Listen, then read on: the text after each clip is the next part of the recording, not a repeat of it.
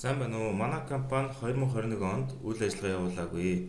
Жилийн эцсээр аж ахуй нэгжийн орлогын албан татврын тайлыг эхлэх шаардлагатай юу? Баярлалаа.